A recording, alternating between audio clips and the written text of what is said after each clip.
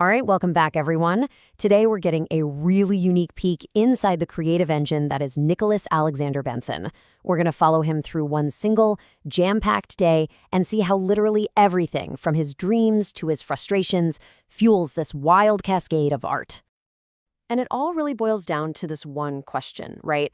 How can a single spark from the subconscious, just one dream, ripple out and totally shape an entire day of creation and discovery? Let's pull on that thread and see exactly where it takes us. Okay, so let's dive right in. The day kicks off at 4:30 in the morning. And for Nicholas, this isn't just about waking up early. It's about catching that inspiration the second it strikes. The very first thing he does is log a dream journal entry. And this dream, well, it's the spark that ignites everything else that's about to happen. So, picture this. He's in a lucid dream, back in this world he's been exploring for months. He's there with his companion, Johnson, who, by the way, is a humanoid goldfish in a blue astronaut suit, and they're looking at this fallen hero who's completely encased in black stone. Johnson is totally convinced the hero is still alive in there, telling Nicholas, hey, that stone, it's just a shell. Trusting his gut, and Johnson, Nicholas uses his dream power, geomancy, which is control over earth and stone. But instead of some big attack, he just shakes the figure, and just like that, the shell cracks. It shatters, and it falls away to reveal this absolutely incredible, radiant, golden being. A hero literally glowing from the inside out. So what do you even do with a dream that powerful? Well, if you're Nicholas, you don't just, mull it over. You get to work. Immediately. This is where we see that dream start its journey from just a subconscious thought into real, actual art projects. And what's so cool about this is how methodical he is. It's not just random inspiration. First, he logs all the raw details in his journal. Then, he jumps onto his podcast to analyze what it all means. And finally, he distills that feeling, that whole vibe, into music. It's a full-on workflow for turning an idea into art. Now, for any of you who might be new to his whole universe, the Dreamcast is his daily podcast. It's where he and his AI creative partner, Gemini Nova, just break down the symbolism and the stories from his dreams.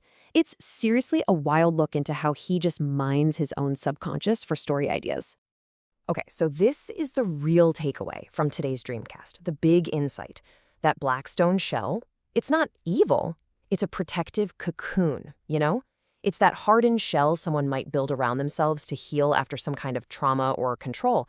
And trust me, this little nugget of an idea, it's about to become super important. Now, get this. While all this dream analysis is happening, he's also deep in the trenches of world building for his massive comic project, The Great Thinning. I mean, the guy is operating on multiple creative levels at once, drawing from this fresh dream while also pushing forward a huge, ongoing epic. And boom, here's the proof. This is concept art for his main character, Lil, showing off her different power transformations. And what's just wild is that on this one day, while doing everything else, he and his AI partner cooked up 4 brand new forms for her. And the sheer amount of progress is just incredible. On this one day, he published not 1, but 2 full issues of the comic. He was brainstorming these huge themes for future plots, and he designed those new character transformations. The momentum is just off the charts. But a creative day isn't always smooth sailing, right?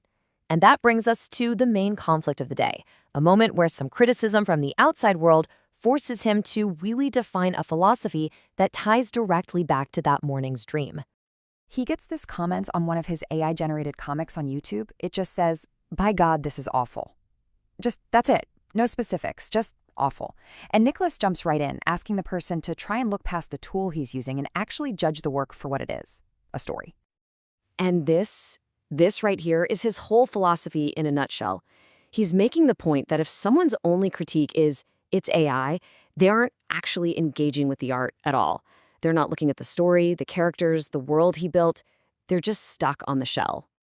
And this is where the whole day just snaps into focus. That dream gave him the perfect metaphor for this exact frustration. The critic only sees the blockstone shell, the AI medium, but Nicholas is trying to show them the golden glow inside, the art, the story, the actual creative vision. I mean, how amazing is that? He literally dreamed up the answer to his biggest real-world problem. So after this absolutely packed day of creating, of exploring dream worlds, and even dealing with critics, we get to see the payoff. Let's look at the final tally. the day's creative harvest.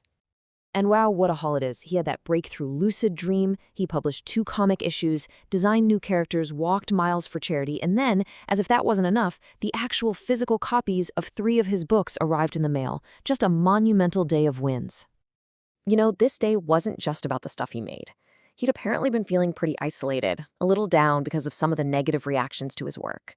And then, that same day, he stumbles upon r/AI comic makers, an entire Reddit community of people doing the exact same kind of stuff he is.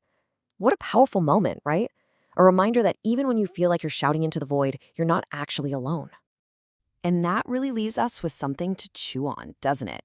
Nicholas's whole day, from that dream of the golden hero to that comment on his video, it all circles back to this one powerful idea. It makes you ask, right? What truth are we missing when we only judge the surface? What's that golden glow we might be missing? If only we'd be willing to look past the shell.